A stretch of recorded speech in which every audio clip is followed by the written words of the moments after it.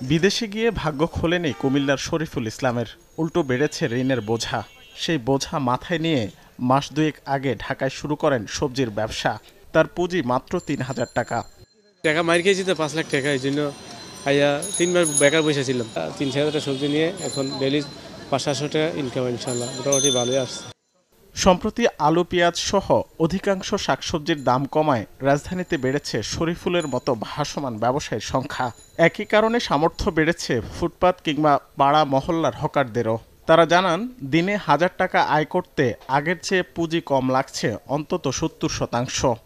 ২,০০০ টাকা হইলে একটা দোকানদারি করা যাচ্ছে, ব্যান দিয়ে বইতে আছে, সেখানে একটা পলিথিন লাইসে বসতে আছে। আর যখন দাম বাড়ে ২৫০০ টাকা মরিচের পাল্লা ছিল, তখন তো কেউ খুঁজেও পাওয়া যায় না। 10টা দোকান মিলে এক পাল্লা মরিচ আনে না। আমরা সারাদিন ব্যবসা করে আমরা ৫০০ টাকাও কামাই করতে পারিনি। আর এখন যদি সারাদিন ধরে ব্যবসা করি অল্প টাকার মালেও তাও ১,০০০ টাকা থাকে। তখন ৫-৬ হাজার টাকা হলে মোটামুটি সব পদের মাল আনা যায়। শীতকালীন সবজির ব্যাপক সরবরাহ ঘিরে ভাসমান বিক্রেতা বাড়ায় ক্রেতা কমেছে বাজারে, যে কারণে কিছুটা অসন্তোষ স্থায়ী দোকানীদের। তারা জানান, দোকান ভাড়া সহ আনুষঙ্গিক খরচ তুলতেই এখন হিমশিম অবস্থা। আমাদের প্রত্যেকদিন খরচ আছে ৩ হয়তো ৩,৫০০ টাকা, আমরা বিক্রি করি ৪-৫ হাজার টাকা। আমাদের খরচা মেকআপ তো হয় না। রাস্তাঘাটে মানুষ বিক্রি করতে আসে, এই কারণে কাস্টমার বাজার কম আসে।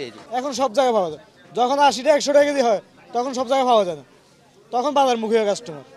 তবে পণ্যের দাম কমায় কিছুটা স্বস্তিতে ক্রেতারা, যদিও মৌসুমি কৃষি পণ্য ছাড়া অন্য সব নিত্য পণ্যে চড়া দামের বোঝা বইতে হচ্ছে এখনো। আলু সিম এগুলো একটু দাম কম, এখন পেঁয়াজের দাম কম, বা এগুলো হয়তো কিনা যায়। চাঁদাবাজি সিন্ডিকেটটা ভাঙতে পারতো, তাহলে হইলো আমাদের জন্য আরো সুবিধা হইতো। যখন দাম বেশি থাকে তো তখন আমাদের তো বেতন তো আর বাড়তেছে না, ঠিক আছে। ওই সময় সবার জন্য একটা কষ্টসাধ্য একটা। ভরা মৌসুমের কারণে বছর ব্যবধানে বেশ খানিকটা কমেছে পেঁয়াজ ও আলুর দামও।